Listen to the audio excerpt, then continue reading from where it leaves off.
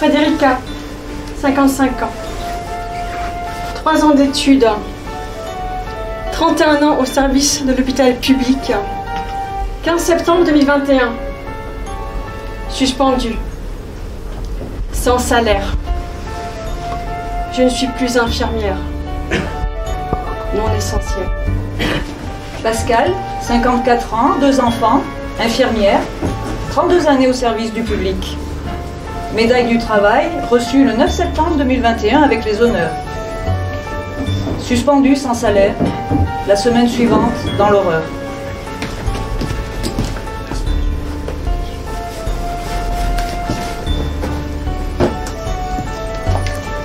Martine, 54 ans, infirmière, 25 ans d'ancienneté en service de psychiatrie adulte. Gréviste, contre l'obligation vaccinale, pendant 4 mois, sans salaire. Suspendue, à la fin du préavis de grève, toujours sans salaire. Christine, 62 ans, infirmière de secteur psychiatrique depuis plus de 40 ans.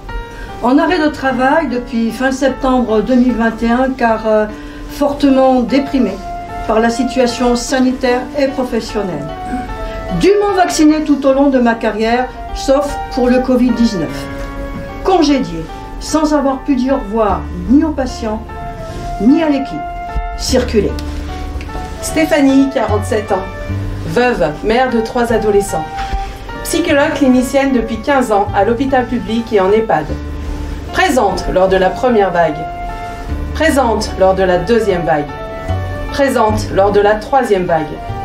Testée tous les 3 jours durant 1 mois et demi. Présente au début de la 4e vague. Coulée. Sylvie, 54 ans, infirmière depuis 33 ans, gréviste contre l'obligation vaccinale et contre le pass sanitaire, actuellement suspendue dans mes fonctions et suspendue dans ma vie. Monique, 52 ans, 2 enfants d'études supérieures, agent administratif, 29 ans d'expérience dans la fonction publique, en télétravail de la première à la 3e vague, donc sans contact avec les patients, et suspendue le 15 septembre pour refus d'injection.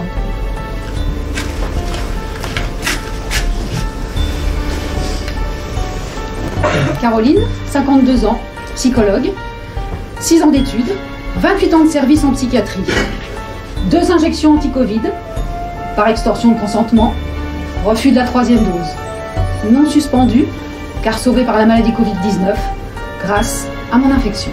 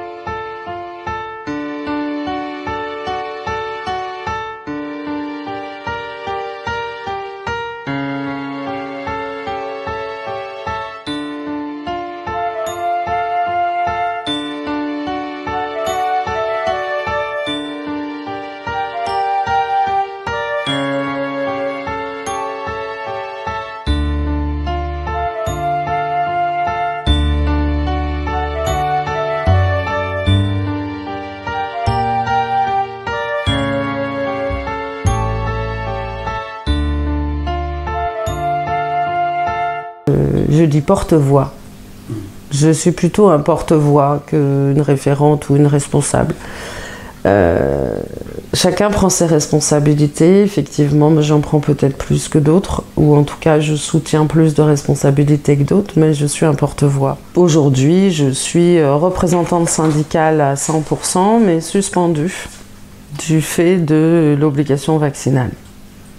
Je suis partie de l'hôpital pour me mettre à mon compte pour l'épicerie, justement, ouvrir une épicerie dans mon village préféré. Et puis ensuite, je suis revenue à l'hôpital après avoir été à mon compte comme assistante de gestion, dans un premier temps en 2018, en renfort pour la facturation annuelle.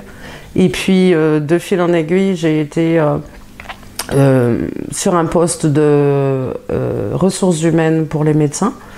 Et puis de là, dispute avec le directeur, ou en tout cas je ne convenais pas au directeur, donc il m'a fait, je le dis souvent, redescendre de 2 étages. Il m'a mis au sous-sol pour faire de l'administratif patient. Et de là, je suis passée représentante syndicale à 100% à la CGT de l'hôpital de Montélimar. Si j'étais un minéral, je serais l'améthyste. Parce que d'abord c'est ma pierre de naissance, c'est la pierre du 3e œil, c'est la pierre du visionnaire, sans prétention, c'est une pierre de ressources, c'est aussi une pierre de stabilité. Elle a beaucoup de vertus et à moi elle me donne énormément d'énergie. J'adore Rebelle, j'adore ses cheveux, j'avais envie d'être rousse. Je fais souvent des couleurs et quand je fais rouge, je pense à Rebelle. Et c'est une jeune fille pleine de courage. Donc ce sera un personnage de dessin animé, ce sera Rebelle. Si j'étais un animal, je serais un chat. Le chat parce que c'est la force tranquille, il prévient des dangers très discrètement. Il est indépendant et à la fois très affectueux. On peut avoir l'impression qu'il n'a aucun sentiment et en fait il en a énormément. Et c'est un animal plein d'empathie. Et si je disais la lionne? La lionne, ah ça c'est mon côté face au gouvernement. Ça on peut, allez, oui, la lionne je prends, pourquoi pas. Elle défend ses petits. Bravo pour toute cette lutte depuis 2 ans et bravo de représenter toutes ces personnes victimes des effets indésirables. Bien sûr que les soignants y pensent aussi. Je tiens à préciser que je représente aussi les collectifs unis qui sont sur tout le territoire, sur toute la France, dans plusieurs collectifs. Ça comprend des collectifs de parents, ça comprend des collectifs d'étudiants, ça comprend toutes les personnes qui sont victimes des dégâts collatéraux de cette injection expérimentale et dangereuse. Et puis je me suis retrouvée à trouver une centaine de pages d'effets indésirables du Covid et de la vaccination Covid. Et la première chose qui m'a marquée, c'est d'être tombée sur des cas d'effets secondaires sur des purpura rhumatoïdes. Et étant plus jeune, à l'âge de 8 ans, j'ai eu un purpura rhumatoïde. Donc je n'ai pas eu envie de revivre ça, puisque pour guérir, il a fallu que je reste 2 mois assise, voire 1 mois couchée. Et à l'âge de 8 ans, ça peut se faire. À l'âge de 40 ans, avec 2 enfants et des activités à continuer, c'est beaucoup plus compliqué. Et donc le risque étant pas 0, ben, j'ai pas voulu. Et puis, un autre paramètre, j'ai eu le Covid en mars 2020, pile pendant les annonces du confinement, j'ai été en arrêt. Je revenais de vacances avec ma fille dans le Lavandou. Et quand on est rentré, j'ai été malade pendant 12 semaines. À avoir du mal à bouger, à avoir aucune énergie. Je suis quelqu'un qui est rarement malade. Mais là, c'était vraiment très particulier. J'enchaînais les pathologies. Mal à l'oreille, on soignait un mal d'oreille. Mal à la gorge, on soignait. Tous les 10 jours, on changeait de symptômes. Et j'allais bien.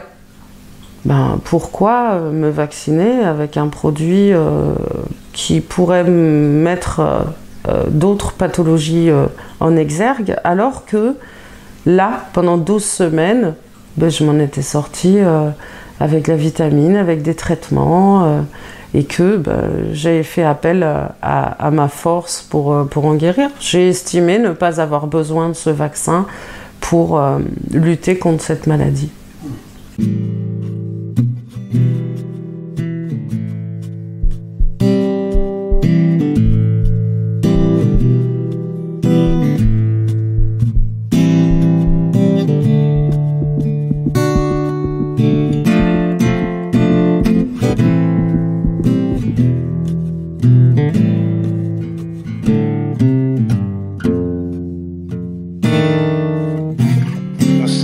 Nous sommes en guerre, en guerre, en guerre, en guerre.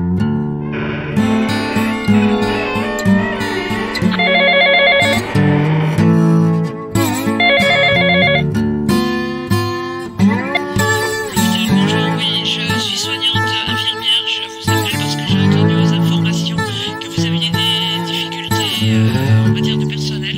Je me porte volontaire, n'hésitez pas à me rappeler.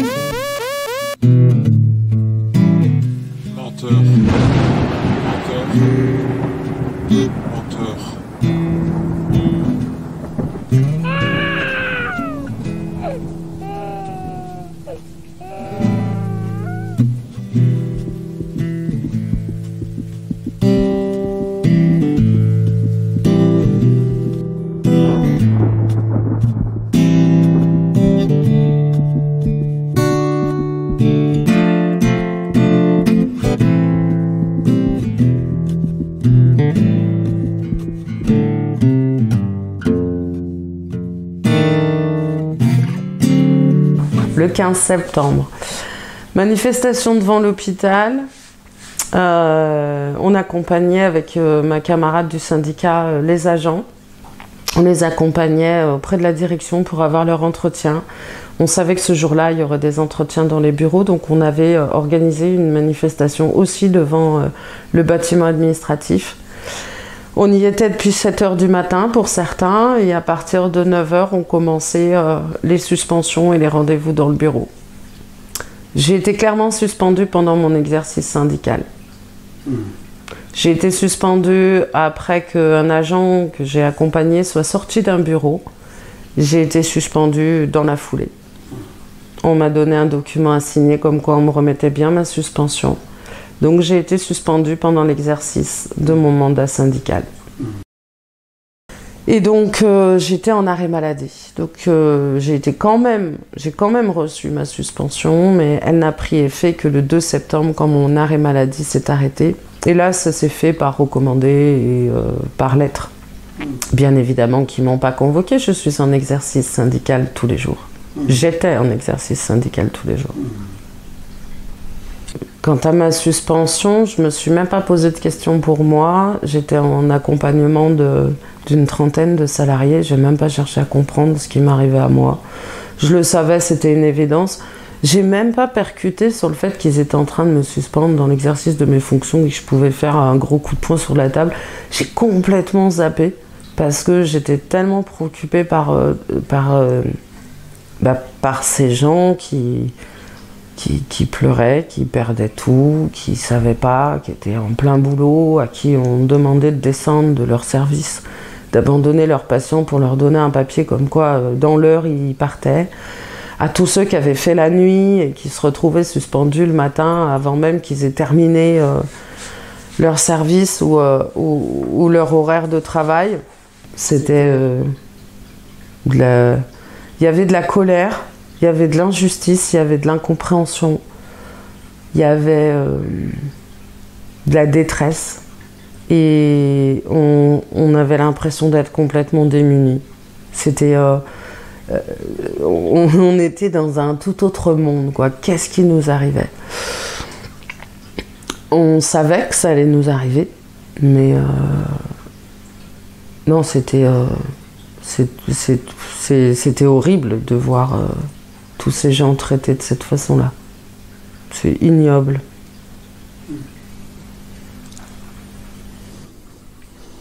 C'est très difficile de subir une seconde ou une troisième suspension. Parce que certains vivent aussi une troisième suspension. Pour ma part, ça ne change pas grand-chose. Je continue à faire ce que j'ai à faire pendant mes suspensions. Hein. Là, pour la deuxième, c'était plus compliqué parce que le temps que les dossiers redémarrent, on a été tous bloqués sur la CAF, sur Pôle emploi. Il faut savoir que c'est des organismes qui ne comprennent plus rien à ce qui se passe et qui n'ont pas l'habitude de gérer ce genre de choses. Donc, c'est un cas de figure qui n'existait pas pour eux. Donc, ils ont eu du mal à déclencher mon Pôle emploi, mais d'autres n'ont rien du tout. Il y a eu la solidarité alimentaire en automne dernier, automne 2021. 2021. On a eu beaucoup d'aide de la Confédération paysanne, donc ça nous a aidé aussi. Moi, j'ai beaucoup d'amis qui m'amènent des œufs, des légumes. Il y a toujours ma voisine qui est prête à nous accueillir si besoin. J'ai redoublé d'efforts sur les ménages que je fais. Et pour cette deuxième suspension, j'ai pris un travail à mi-temps, mais de toute façon, j'avais déjà prévu de passer à 50% auprès de l'hôpital. Et donc, je suis maintenant 50% suspendue, 50% en contrat, ailleurs. Et donc, mes collègues me disent « Waouh, ce qui se passe là, c'est un truc de fou, on est interpellé par beaucoup d'agents, qu'est-ce qu'on fait ?» J'ai pas cherché à comprendre, on en a discuté ensemble, on a tout de suite pris le revers et on a épluché la Constitution, on a épluché les droits de l'homme et on a sorti un préavis de grève illimité en revendiquant, en réclamant le respect des droits de l'homme et de la Constitution européenne. Et donc, de là, ça a fait un grand tapage médiatique. On a même croisé BFM, on a même eu le droit à M6, on a eu le droit à France 2, France 3, TF1. Enfin, voilà, 17 juillet, une énorme communication sur ce qui se passait. Et le 23 juillet, grosse manifestation devant l'hôpital qui avait ramené beaucoup de monde, y compris des médias. Et donc, à partir du 17 juillet, quand les gens ont commencé à voir sur Internet, sur le site, sur les réseaux, sur les médias, que l'hôpital de Montélimar bougeait avec le syndicat CGT, les gens ont commencé à m'appeler. Parce que ça a sonné au bureau, puis après ça sonnait sur mon portable, et puis les gens ne savaient pas quoi faire. Ils appelaient pour demander des renseignements parce qu'ils avaient du mal à en obtenir de la part de leur syndicat. On a d'autres syndicats aussi qui nous appelaient pour demander notre avis. D'autres syndicats CGT aussi, donc c'était autant d'autres que chez nous, notre fédération. Et on a commencé à se mettre en lien les uns et les autres comme ça, à se rencontrer en visio, parce que de par la distance, on avait les Corses, on avait Périgueux, donc on a commencé à s'appeler, à se fédérer, à discuter, à voir comment on pouvait organiser la lutte contre ça, parce qu'on sentait que ça allait être dur. Et c'est en août qu'à force de rassembler des gens, d'être 60 écrans sur ces visios, de voir la détresse de partout, qu'on s'est dit on n'arrive pas à avoir plus d'aide au-delà de nous. Donc pourquoi pas le faire nous-mêmes, ou en tout cas mener une parole en gardant chacun notre identité, chacun notre éthique, chacun notre association, mais en étant des collectifs unis. Et donc les collectifs unis sont nés en août 2021. Et donc on a commencé à créer les mêmes communiqués de presse avec certains, à partager nos communiqués de presse, à partager nos revendications. Et de partout, jusqu'au Dom-Tom et la Réunion, la Martinique, la Guadeloupe qui nous a rejoints. Puis ça a permis qu'on devienne une grande famille de collectifs. On est des collectifs de collectifs. Combien de collectifs à ce jour? Alors on a commencé avec une centaine de collectifs sur 70 départements et maintenant je ne peux plus compter parce qu'on est aussi regroupés entre porte-voix, je dirais, de collectifs, y compris avec le SLS, y compris avec les pompiers, y compris avec d'autres organisations et d'autres collectifs qui regroupent des collectifs. Je suis incapable de donner des chiffres. Par contre, ça nous permet de savoir qu'on est bien plus nombreux que ce qu'on peut nous dire.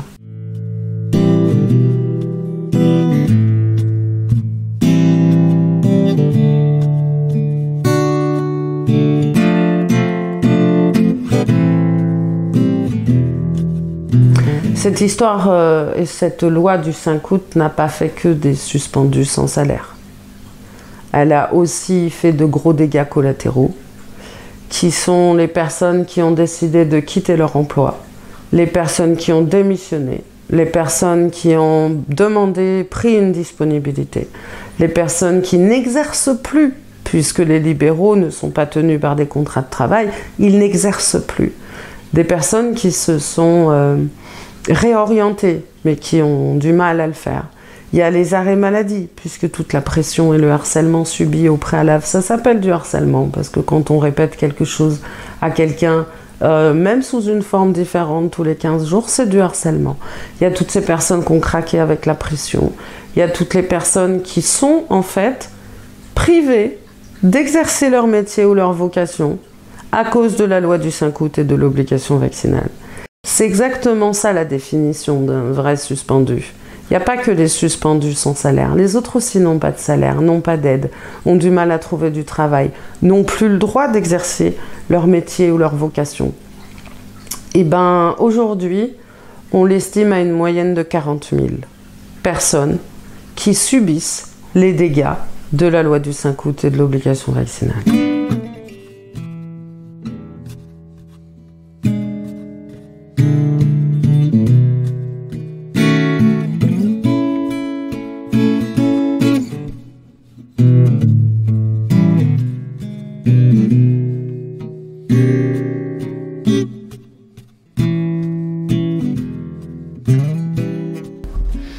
Ouais, c'est dégueulasse.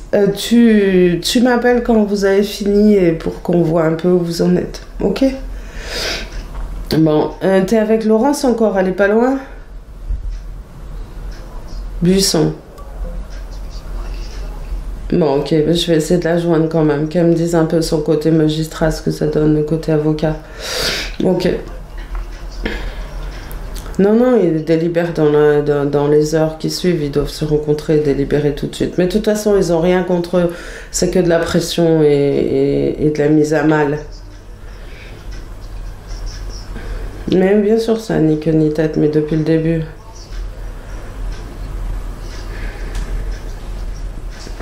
Non, mais on n'est pas à l'abri, par contre, des consignes qu'on a pu leur donner, quoi. C'est ça le problème, en fait. C'est que les ordres ne réfléchissent plus avec une éthique, mais avec des ordres donnés. Donc, bon, ben, non, mais au-dessus, on leur dit, voilà, on leur dit, il nous faut tout votre soutien, vous avez tout le nôtre. C'est bon, on sent le chantage. Eh ben, rappelle-moi tout à l'heure, ok? C'est en cours.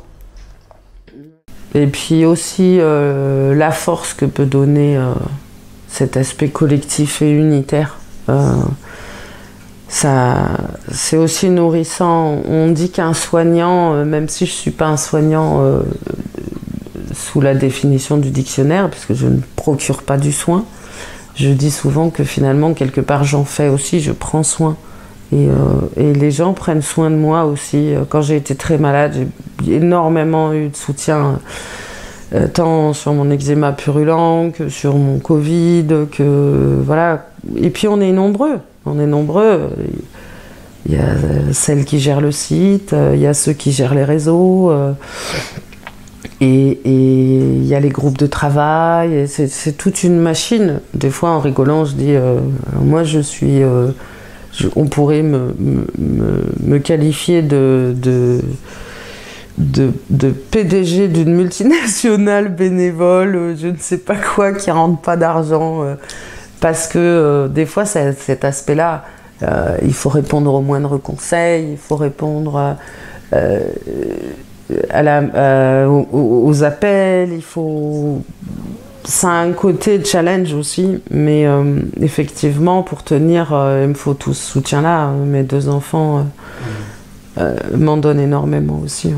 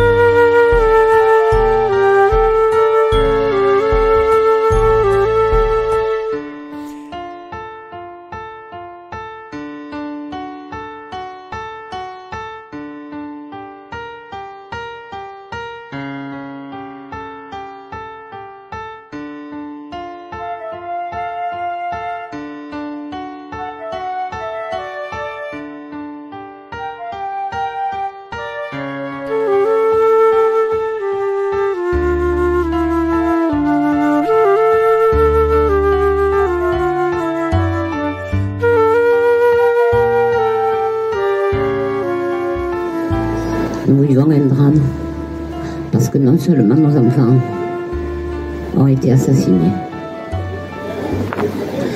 mais sachez que tous nos dossiers sont bloqués, verrouillés.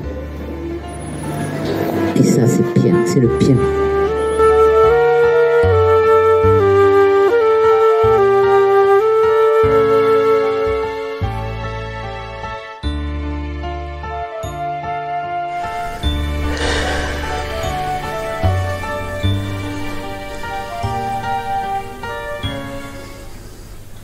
Je sais pas si vraiment les gens se rendent compte qu'on n'exagère pas quand on montre toutes ces photos de personnes.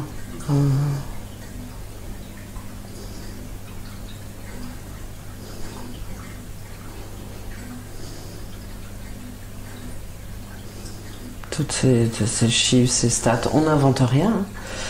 C'est juste la vérité. Et c'est terrible parce que on met cette vérité sous silence, quoi.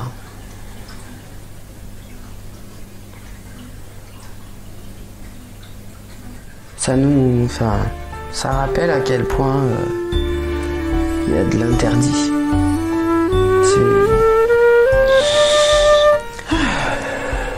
C'est terrible.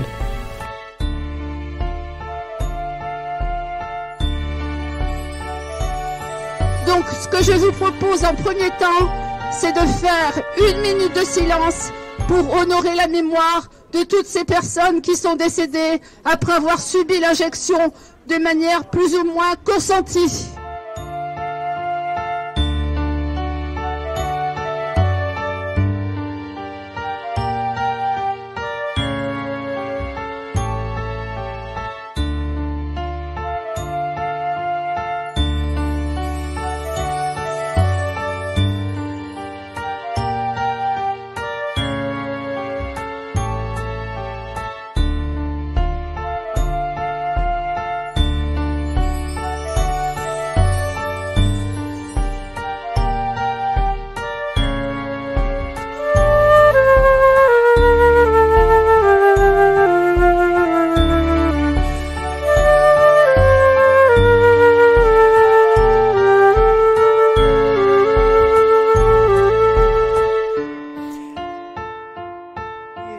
Soignez sans regarder vos heures. Vous êtes l'honneur de notre pays. Vous qui, Ensuite, conscient peut-être des difficultés. Suspendus, pas simplement les soignants, mais tous ceux qui ont servi, tous ceux qui ont été dans des administrations et qui ont été licenciés, qui ont été suspendus sans aucun droit, qui sont devenus des sous-citoyens, des citoyens de seconde zone. Et cela est une honte pour notre pays. Nous avons remercié ces gens qui nous avaient soignés, ces gens qui s'étaient dévoués, en les excluant, en les laissant sans revenu, sans statut. Mais c'est important d'exprimer la voix et d'exprimer la parole aussi des soignants suspendus, puisqu'ils refusent aussi pour toutes ces victimes-là de se faire vacciner, et ils essaient d'être un rempart de mois en mois et en fait maintenant d'année en année en fait. Nous, soignants suspendus, la situation aujourd'hui c'est ignoble, inhumain, incompréhensible, incohérent, abject, écœurant. Alors que l'Assemblée nationale discutait d'un projet de loi visant à envisager sous conditions la réintégration des personnels suspendus, des amendements sur des mots l'ont empêché. La France est le dernier pays d'Europe à maintenir ces mesures sous un prétexte de vigilance. Mais pourquoi? Parce qu'en fait, il est là le problème. C'est que tous les gens qui sont autour de nous ne comprennent pas. Parce que c'est 20 ans, 30 ans, 40 ans, 50 ans, 100 ans, finalement, de manipulation pour en arriver là. En tout cas, s'il y a bien un domaine dans lequel nos gouvernants sont compétents, c'est la manipulation. On peut les féliciter, mais c'est vraiment désespérant. Il faut que ça s'arrête. Merci beaucoup.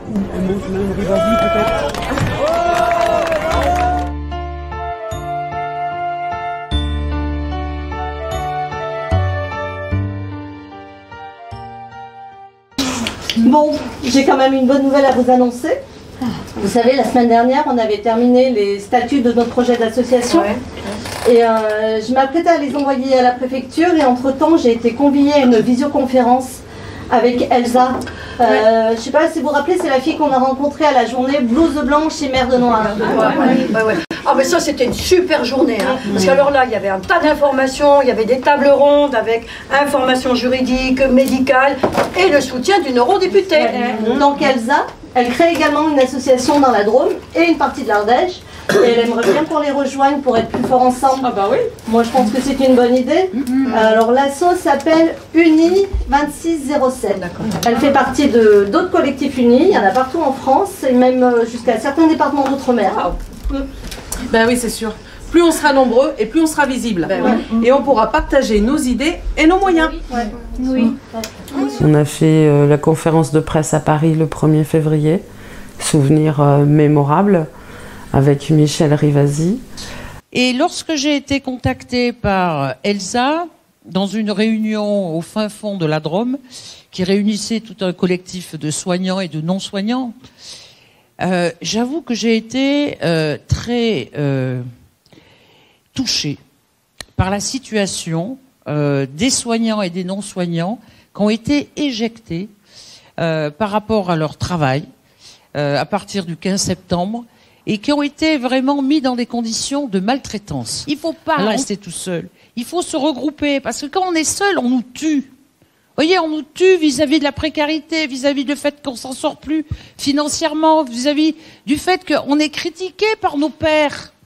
Et moi, j'étais sensible à ce que tu disais, parce que quand on va à l'hôpital et que c'est les autres qui vous disent « Mais fais-toi vacciner. Pourquoi t'es différent de nous? Pourquoi t'es le canard, là, hein, qui veut pas rentrer dans le rang ?» Mais parce que vous êtes des résistants, et c'est là où il faut être fier. On dit que 90% des soignants ont accepté de se faire vacciner. 50% au moins d'entre eux l'ont fait par extorsion de consentement. Aujourd'hui, ils sont écœurés, meurtris. Ils fuient l'hôpital public, l'hôpital privé, enfin les cliniques privées. Ils fuient le soin. Voilà. Aujourd'hui, je suis, comme bon nombre de soignants, obligée de renoncer à la profession que j'avais choisie, pour laquelle j'ai fait des études et que j'exerçais avec humanité. Et là, nous sommes quelques-uns aujourd'hui, mais nous représentons des milliers de soignants partout en France. Il y a des soignants dans une grande détresse, soignants, médico-sociaux, pompiers. J'ai discuté avec un pompier il y a quelques jours, suspendu dans le département de l'Hérault. Quelqu'un que je ne connaissais pas. Il a pleuré au téléphone. Il m'a parlé du deuil de la profession qu'il avait dû faire. J'espère qu'à un moment donné, les gens retrouveront la raison et un peu d'humanité.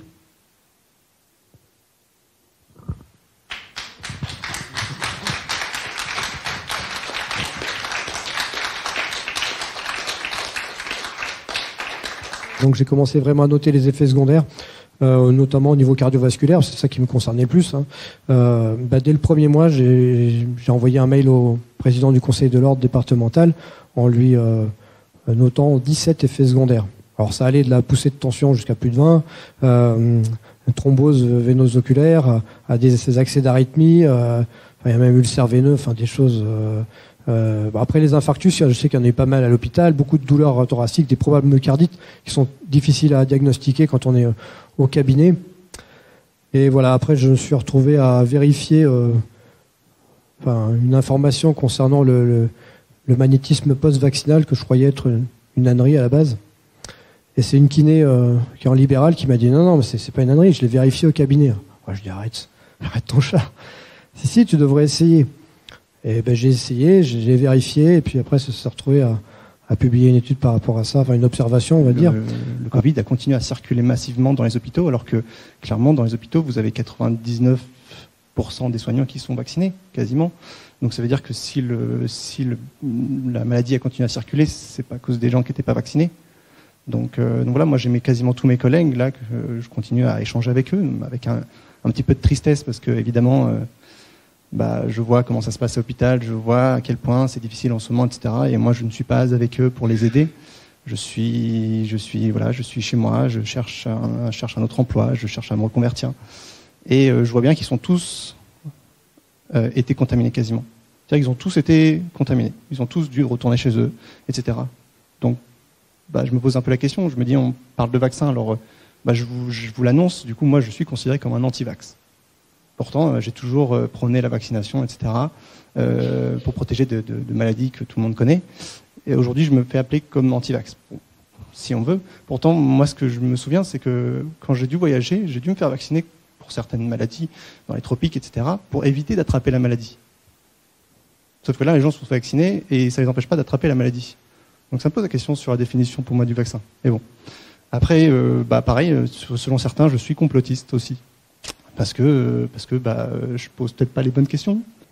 Nous sommes suspendus, sans salaire, mais pas seulement, dans une violence et maltraitance telle qu'il nous a fallu nous accrocher pour ne pas sombrer, nous rassembler solidairement pour tenir le choc face à la brutalité de cette annonce du 12 juillet dernier, dans un acharnement à en faire craquer plus d'un, plus d'une, car nous n'oublions pas nos collègues qui, pour certains, épuisés, dans un dernier geste de désespoir, ont mis fin à leur jour ou y ont fortement songé. D'autres qui ont été contraints et forcés, à qui il a été mis le couteau sous la gorge, sous la menace et le chantage de perdre leur emploi, de ne plus pouvoir subvenir à leurs besoins, ainsi qu'à ceux de leurs familles et de leurs enfants. Aucun débat démocratique et citoyen participatif n'a eu lieu. Nous, personnels du soin, du médical, du social, de l'administratif et de secours à personne, femmes et hommes de terrain, n'avons été consultés. Notre confiance, nos engagements, ainsi que notre consentement libre et éclairé ont été totalement bafoués. Malgré le devoir de réserve auquel nous sommes soumis, nous ne pouvons plus nous taire. nous vous demandons, pas simplement de nous écouter, d'entendre notre parole et notre souffrance d'avoir été ainsi trahis et méprisés, mais nous vous demandons vivement de faire votre travail sans conflit d'intérêts pour l'avenir de notre société et celui de l'humanité. Merci.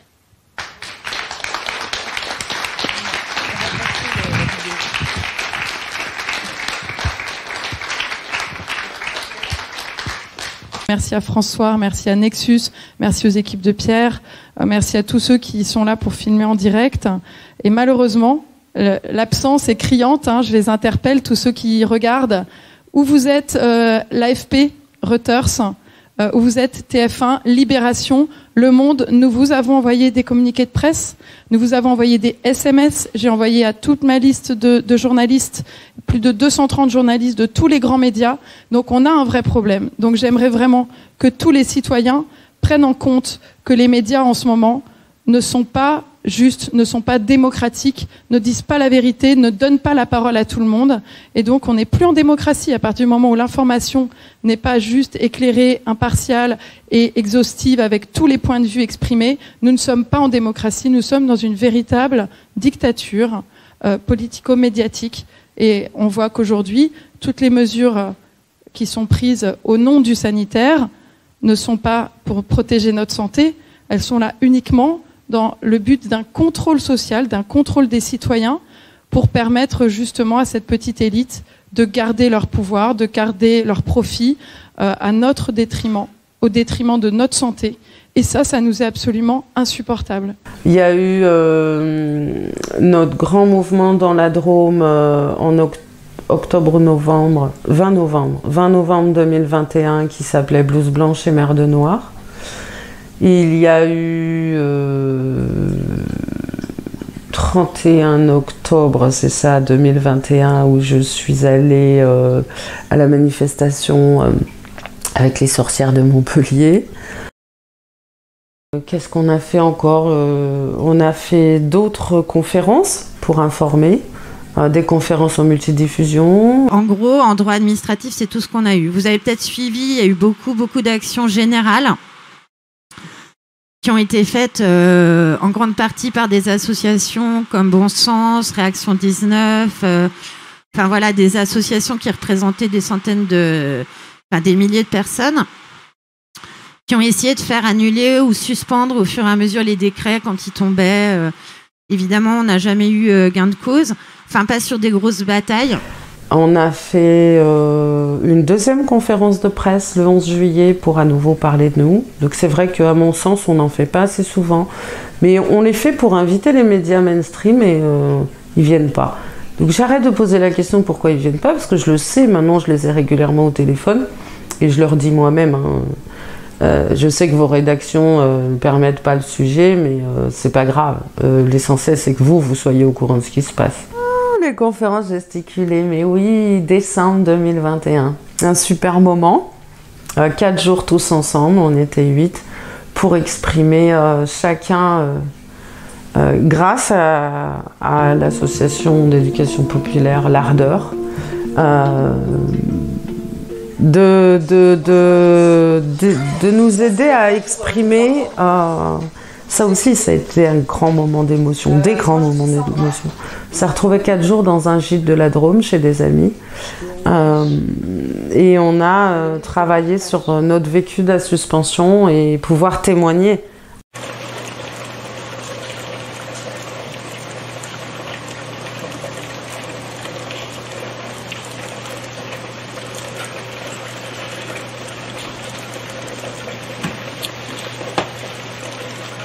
Dépêchez-vous là.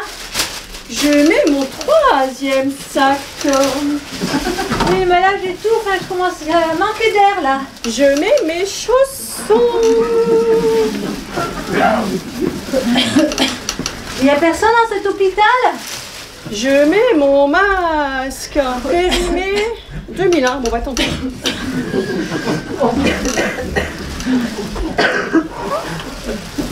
Au secours, la vite. Je mets mes... Je manque d'air. J'ai un mal au bras là, je... Je peux plus respirer. Je mets mes gants. Faut trop petit, tant pis. Je mets mon chapeau. J'arrive. Oh là là. On respire, respirer. La pièce de théâtre, j'ai hâte de retourner voir, je les appelle mes soignants de 07, c'est très possessif, mais c'est mon côté peut-être lionne qui défend ses petits. Je suis allée les voir dans le fin fond de la Loire, un soir aller-retour, le 15 septembre. Je voulais être là pour elle ce jour-là, je voulais pas être ailleurs qu'avec elle, donc j'avais fait l'aller-retour le 15 septembre 2022 pour aller voir leur première représentation. C'est énorme. On n'a pas que ça à faire, hein. Nous avons un nouveau protocole. Encore? Mais ça change tout le temps. Ça vient d'en haut. Eh ben, il ferait mieux de venir voir comment ça se passe en bas. Bon, on va pas y passer la matinée, hein. Maintenant que nous avons des masques, vous en aurez 2 par poste. À changer toutes les 4 à 6 heures maxi. Ah oui? Bah, la semaine dernière, on avait interdiction de mettre les masques qu'on avait apportés de chez nous. Et maintenant, c'est obligatoire. Qu'est-ce qui s'est passé ce week-end? La semaine dernière, on n'en avait pas assez. Maintenant, on en a un peu plus. Et dès que nous en aurons beaucoup, les résidents devront en mettre. Quoi? Les résidents devront porter des masques? Mais ils vont jamais vouloir. Et il y en a qui ont des problèmes pour respirer. C'est du n'importe quoi. Oh.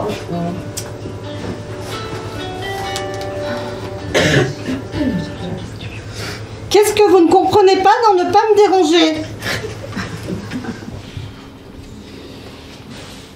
C'est un moment thérapeutique, un moment où on dépose au milieu quelque chose qui nous fait mal au cœur et dans la chair, je sais de quoi je parle.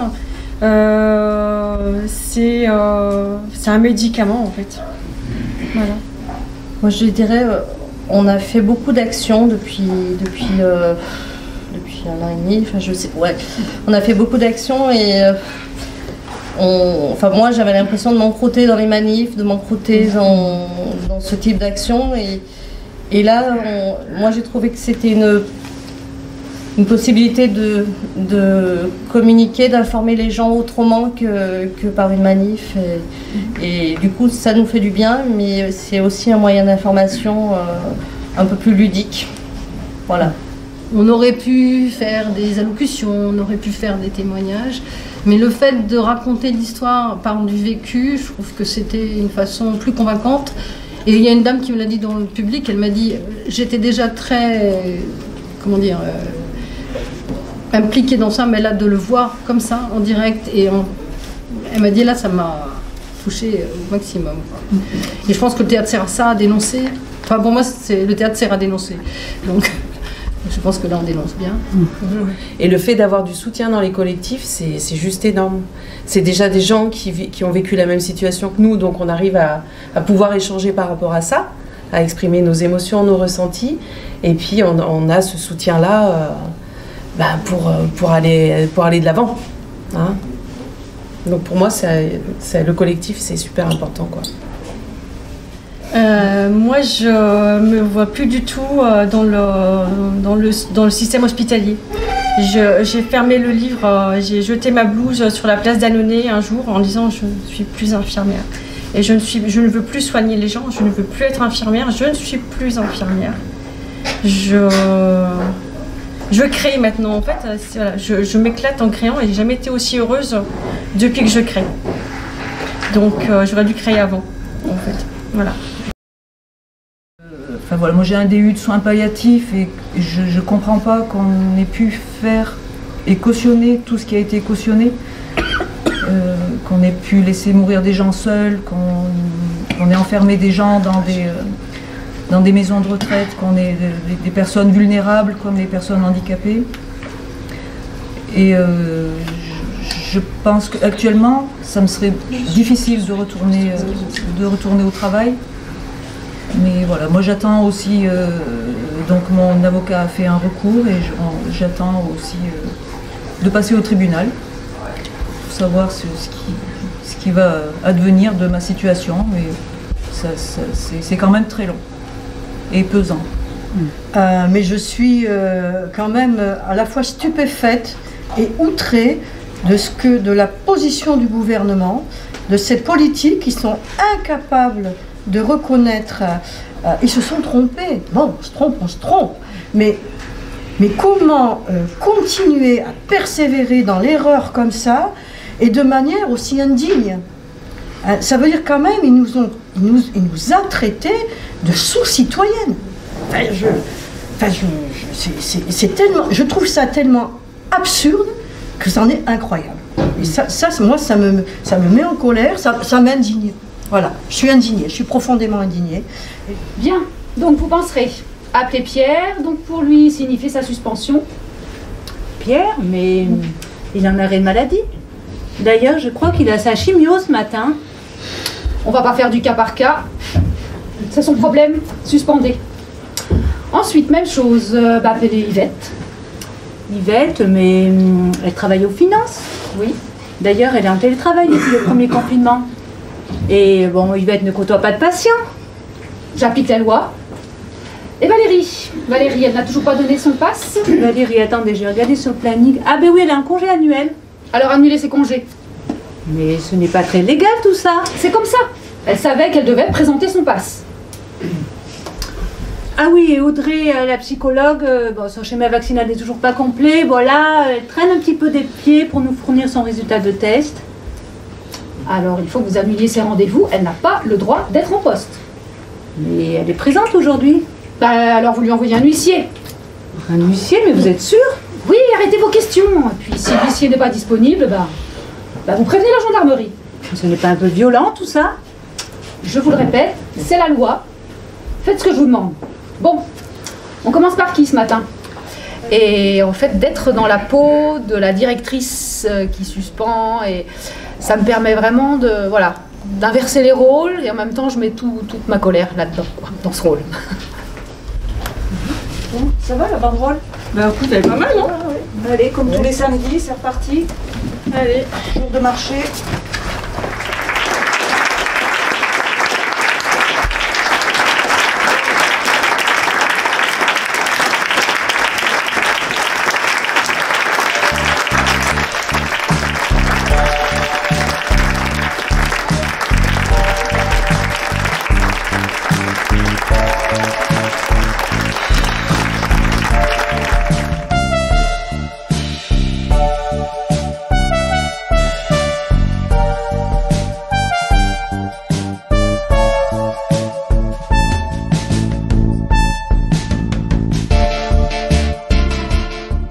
Et on lâchera pas sur les excuses. Ah oui, ça je l'ai encore jamais dit. Mais on ne lâchera pas sur les excuses.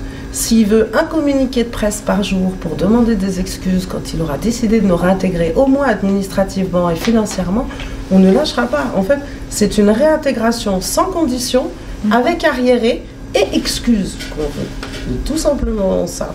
Et ça prend 2 secondes. S'il veut, je l'aide.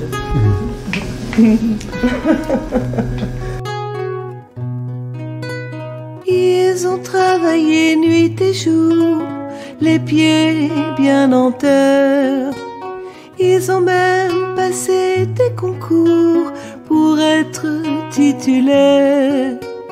Mais ça ne suffit pas pour les maîtres et leurs pantins. Si tu n'obéis pas, tu t'en vas, t'es plus rien. On les a jadis applaudis, il y avait du monde au balcon. Ils étaient du pain béni, les sauveurs de la nation. Mais ça ne suffit pas pour les maîtres et leurs pantins. Si tu n'obéis pas, tu t'en vas, t'es plus rien. Révolu, disparu, tué, suspendu.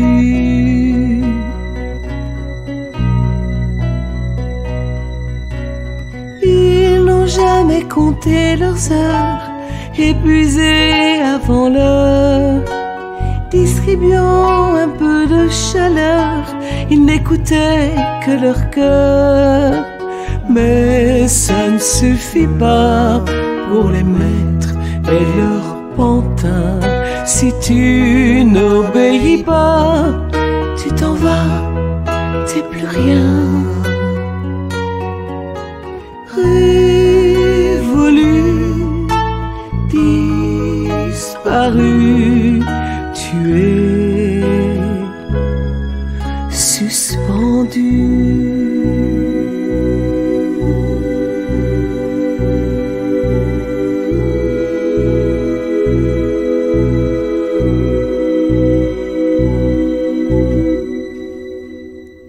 Plus de salaire, plus de droits, toujours mis à l'amende. Pour survivre alors, tu dois renaître de tes cendres. Mais maintenant, ça suffit, les maîtres sont foutus, et nous, on reconstruit un pont suspendu.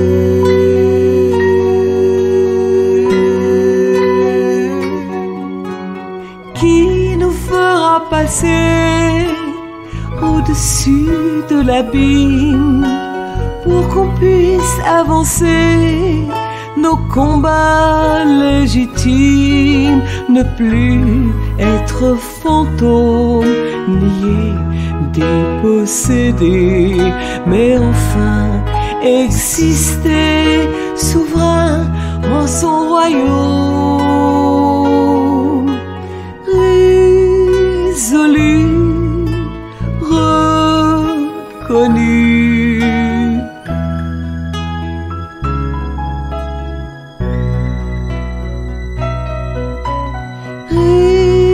Résolu, reconnu.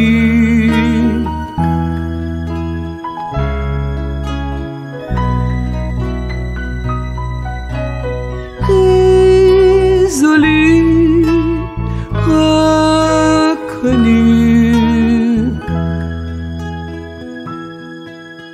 Vous êtes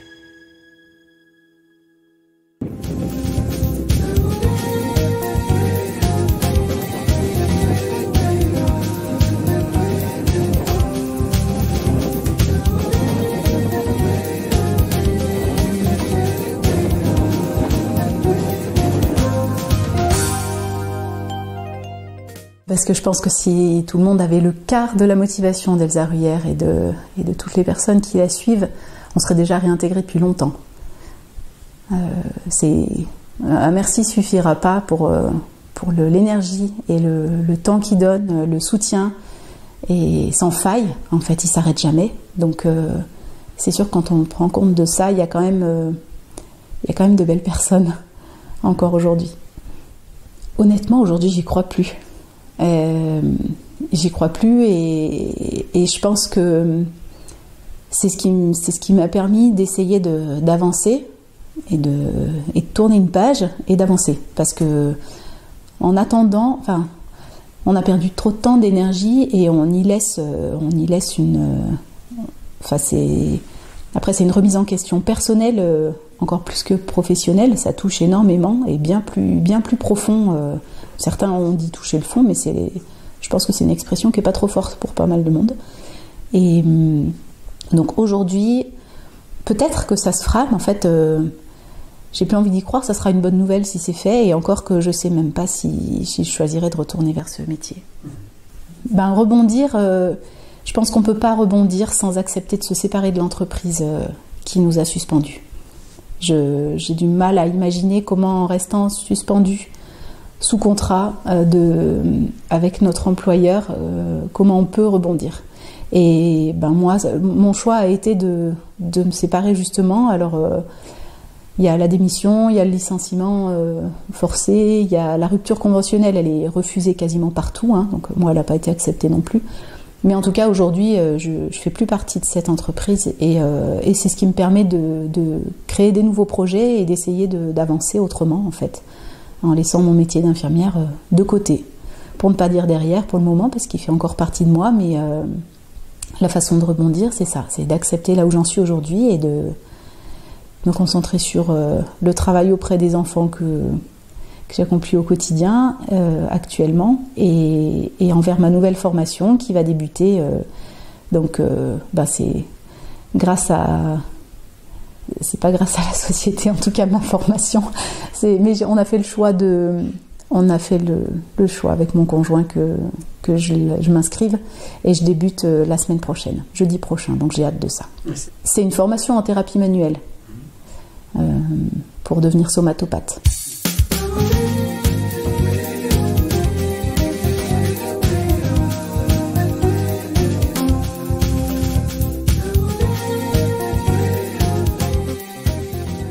L'association a démarré assez vite, avec, on est passé à plus de 200 adhérents très très rapidement, une vingtaine d'intervenants en santé.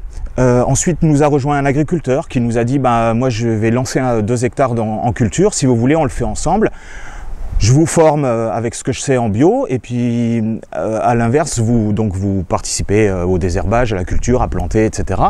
Et les légumes, vous pouvez en récupérer une partie pour vous nourrir. Suite à ça, nous ont rejoint un plombier qui nous a dit moi j'adore votre projet, le sens humain qu'il y a dedans me plaît beaucoup et je peux même me faire payer une partie du service, du travail en monnaie alternative, en jus, en jeu. Jeu, c'est jardin d'échange universel, c'est du troc sous forme de points. Puis un électricien, donc ça s'est développé sur en fait plusieurs aspects de la vie et c'est assez beau. Ce qu'on retrouve dans les adhérents de l'association et dans les fondateurs, c'est effectivement une raison d'espérer, mais surtout il y a du lien social, il y a du lien, il y a du sens et c'est, je pense, surtout cette quête de sens qui nous réunit.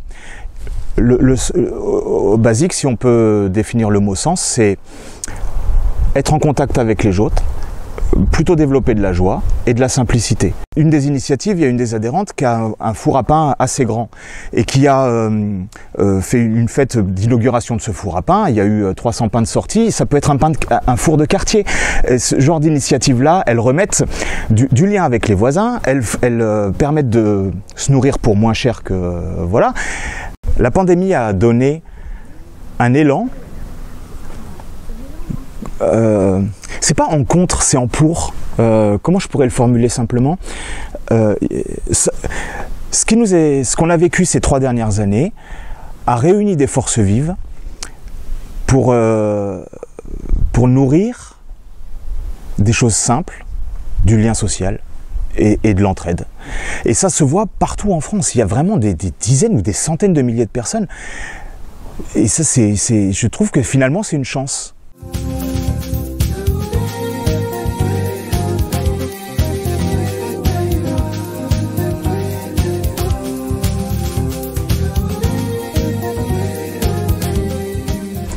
En fait, nous sommes tous des suspendus en puissance, puisque aujourd'hui, notre exercice est conditionné.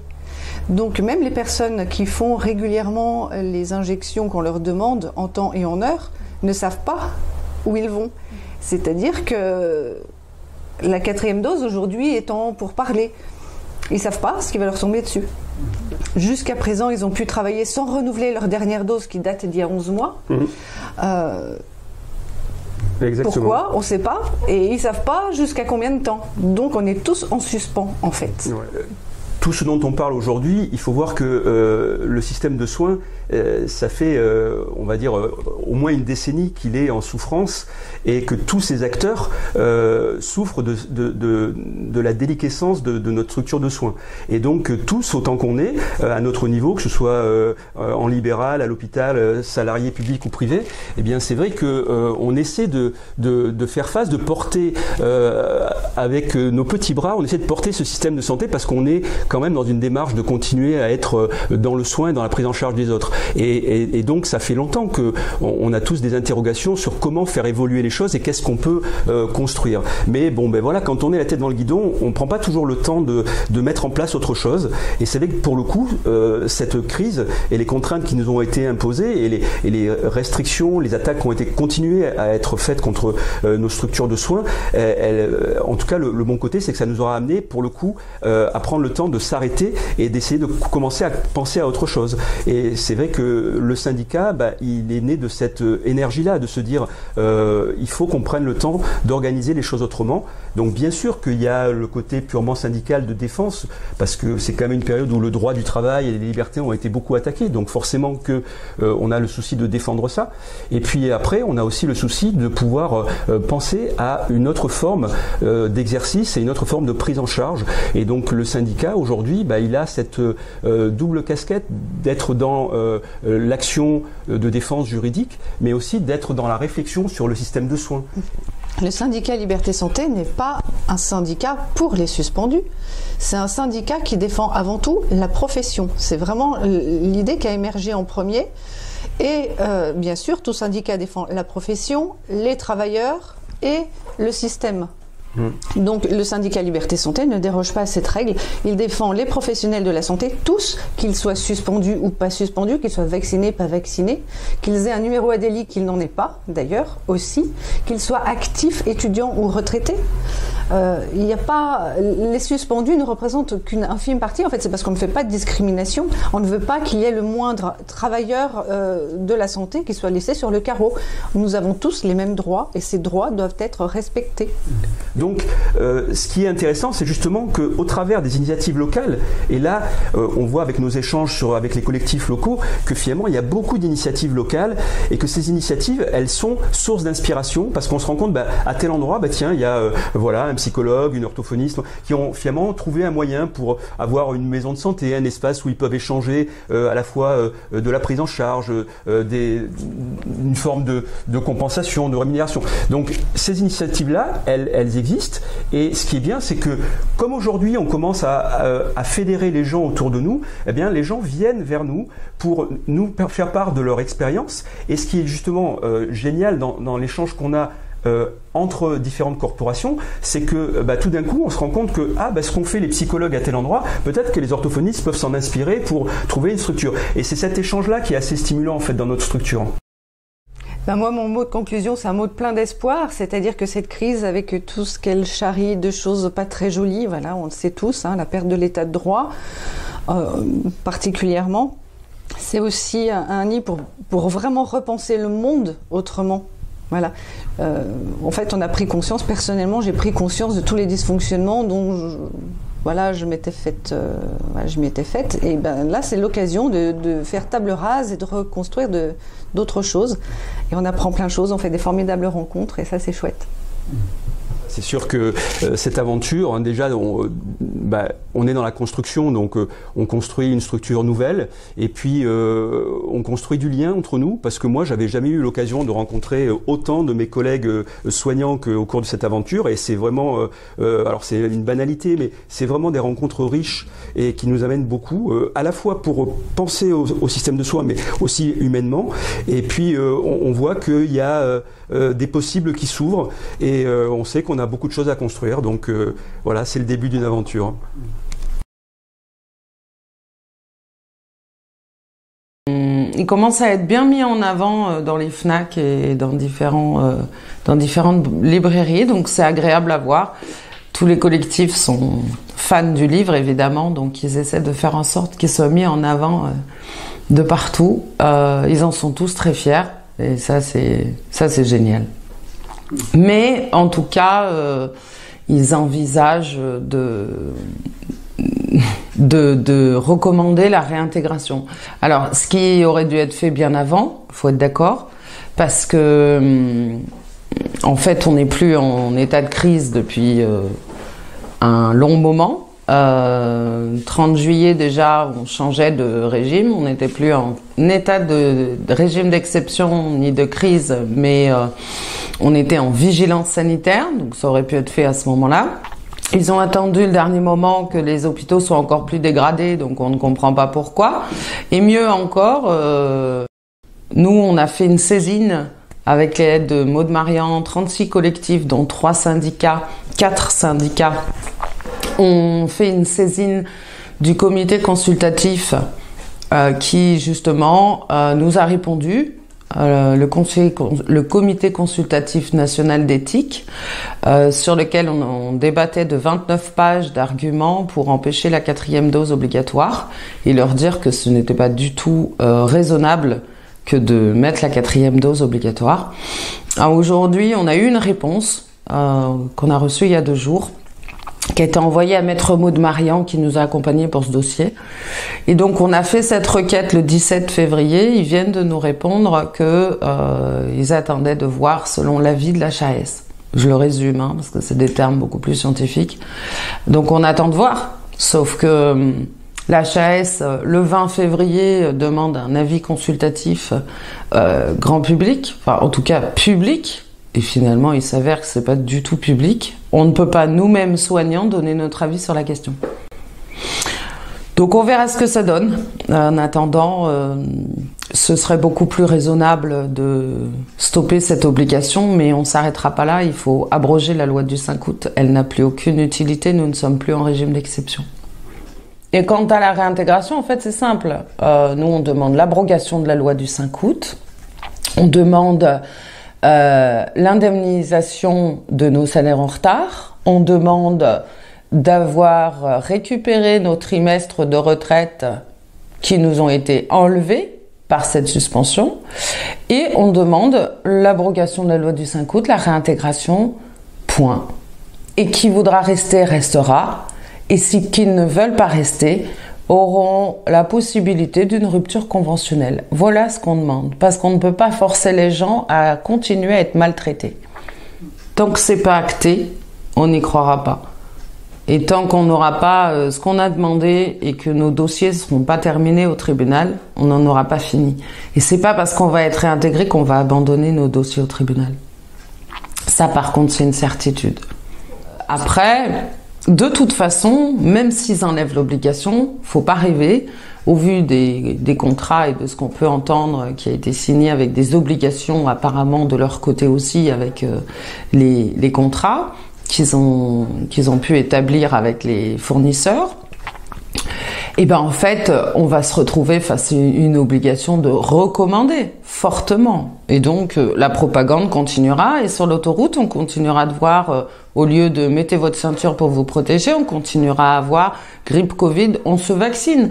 Peut-être que d'ailleurs, ils vont rajouter le point d'exclamation sur les panneaux d'autoroute, je sais pas. Qui avez-vous interrogé pour dire que les gens ne voulaient pas qu'on soit réintégrés ? Je crois qu'ils ont besoin d'aide. Et ça devient trop compliqué de faire venir des gens de façon ponctuelle, provisoire, temporaire. Et nous, on est là, on a des contrats et on veut revenir, donc il n'y a pas de problème. Je pense pas... non, c'est même... Je suis sûre qu'il n'y a pas du tout d'animosité au fait qu'on revienne. Il y a eu de la colère au fait d'avoir été obligé de céder et peut-être ne pas comprendre pourquoi nous, on avait réussi à ne pas céder. Ça, c'est compréhensible et c'est humain, c'est tout à fait humain, c'est la partie émotionnelle. Mais il n'y a aucune animosité quant à notre retour. J'en suis convaincue, les gens seront contents de nous voir. Quand on est dans la difficulté, on sait se rassembler de nouveau. Voilà, c'est ça ce qu'il faut retenir sur le montage de tous ces collectifs, toutes ces associations qui se regroupent aussi. Aujourd'hui, l'organisation du 11 mars à Lyon y est pour quelque chose aussi. Si on va être aussi nombreux samedi 11 mars à Lyon, c'est parce qu'on est tous en lien. Et quand je vois le nombre de messages sur l'organisation qui fait que tout le monde vient, des bus et des cars vont arriver de partout, mais je nous félicite d'arriver à ça. Et à rappeler que l'être humain n'est rien sans l'être humain et sans contact personnel et direct. Je vais dire qu'il y a eu pour moi une grande avancée. C'est-à-dire que ça m'a permis de me recentrer sur mes besoins, sur mes envies, sur ce que j'étais capable de faire. J'aurais jamais cru être capable de faire tout ça. Aujourd'hui, je suis très fière de ce que j'accomplis depuis 2 ans. Je suis aussi très fière de mes enfants. qui tiennent très bien la cadence et qui comprennent admirablement bien ce qui se passe. Ça les éveille en tout cas. Et bilan aujourd'hui, j'en sors grandi, j'en sors un peu plus éveillée et très instruite. Et avec plein de projets pour que les choses s'améliorent. Ouais. J'ai aussi des propositions de travail à côté, donc il va falloir que je réfléchisse aujourd'hui à ce que j'ai envie de faire. Mais d'abord, faut que l'hôpital paye, me réintègre, et puis j'irai certainement vers d'autres horizons, parce que tout en continuant à défendre les droits des gens et à les aider. Hein. Mais maintenant, ça suffit. Les maîtres sont foutus et nous, on reconstruit un pont suspendu.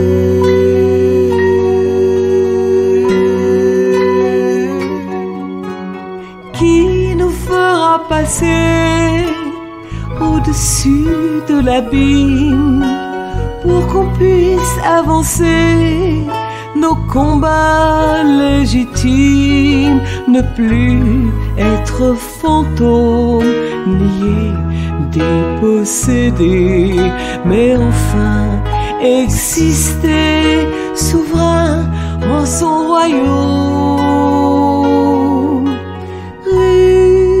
Résolu, reconnu.